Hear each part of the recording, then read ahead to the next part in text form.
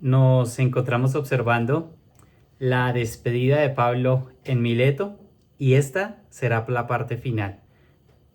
Tocaremos de los versículos 29 al versículo 38 y allí finalizará el capítulo 20 del libro de los Hechos. Tres cosas fundamentales que podemos observar en estos capítulos es la advertencia de Pablo. También él va a hablar de su vida ejemplar y una despedida en oración allí donde se encuentra despidiéndose de los ancianos que hizo llamar de Éfeso. La sincera preocupación, pero también había una seguridad al decir: yo sé que después de mi partida entrarán en medio de vosotros lobos rapaces.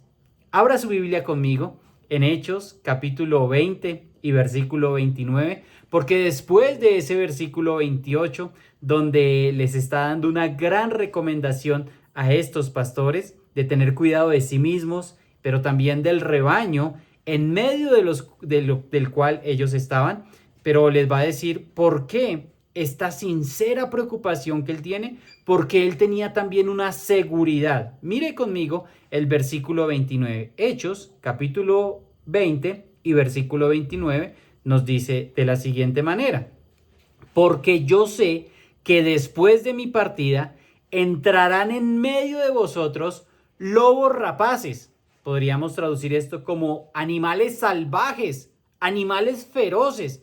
¿Y qué harían estos animales? ¿Qué harían estos lobos? Dice que no perdonarían al rebaño.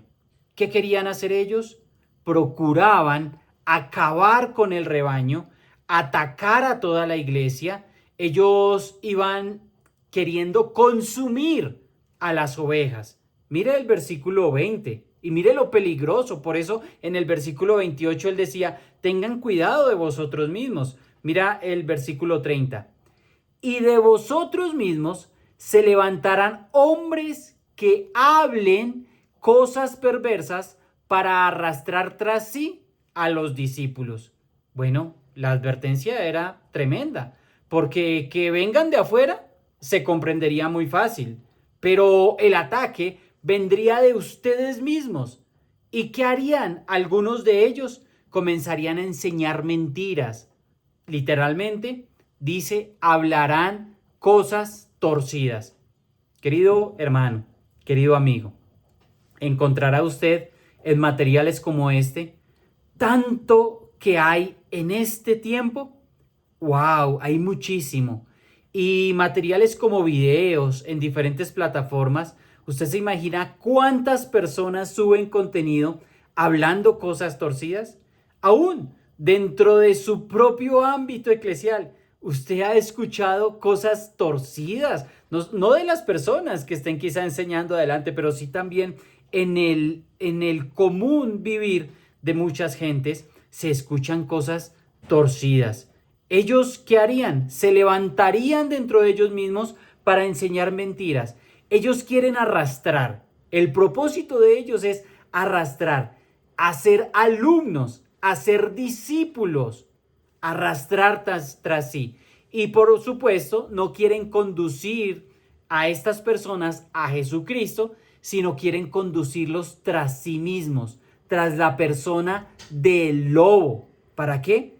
Para que todos en el contexto de iglesia les sigan y les obedezcan a ellos.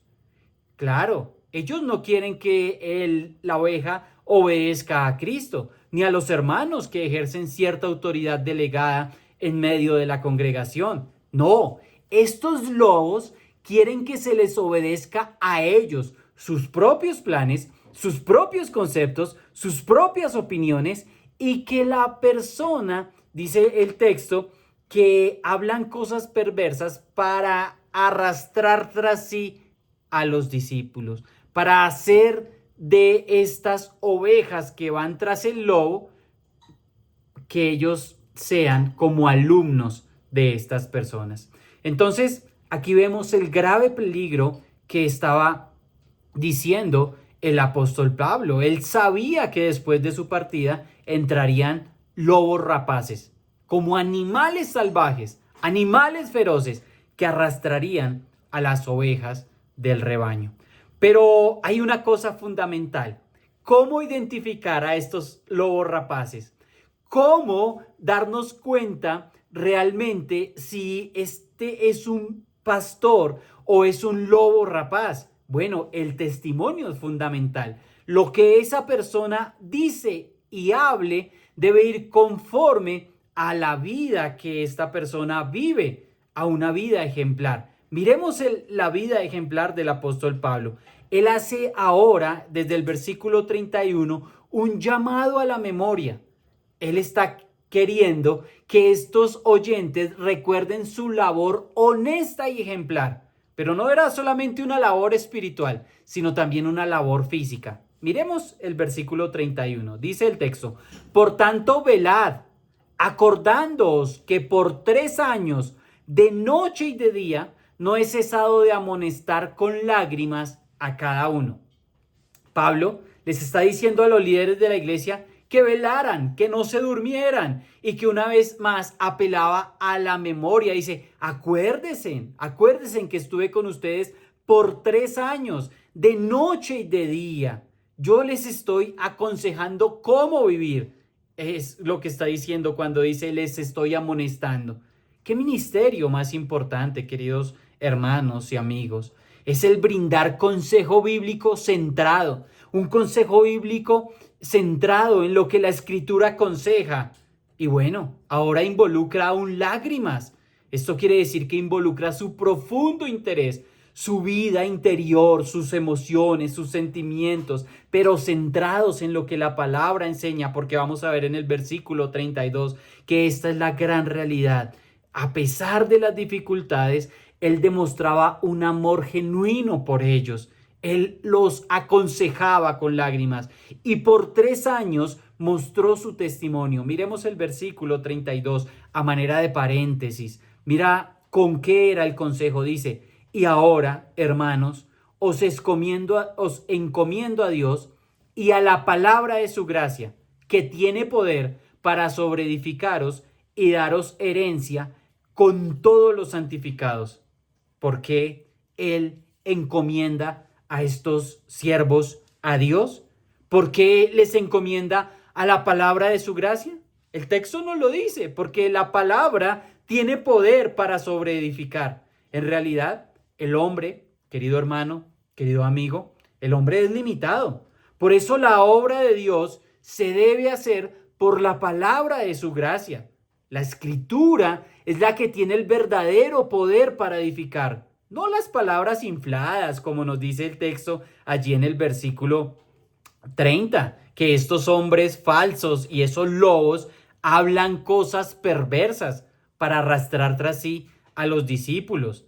Este hombre hablaba con la palabra de Dios, estaba amonestando con lágrimas, pero también él decía: yo no puedo, los encomiendo a Dios, los encomiendo a la palabra de su gracia, porque ella es la que tiene poder para sobreedificaros. Y una vez más, su ejemplo, su precioso ejemplo de trabajo. Mira el versículo 33, el 34 y el 35. Mira lo que dice del 33 al 35. Dice: ni plata, ni oro, ni vestido de nadie he codiciado. Antes, vosotros sabéis que para lo que me ha sido necesario a mí y a los que están conmigo, estas manos me han servido. Y ahora recuerda al Señor Jesús y recuerda las enseñanzas del mismo. Dice: en todo os he enseñado que trabajando así se debe ayudar a los necesitados. Y recordar las palabras del Señor Jesús que dijo: más bienaventurado es dar que recibir.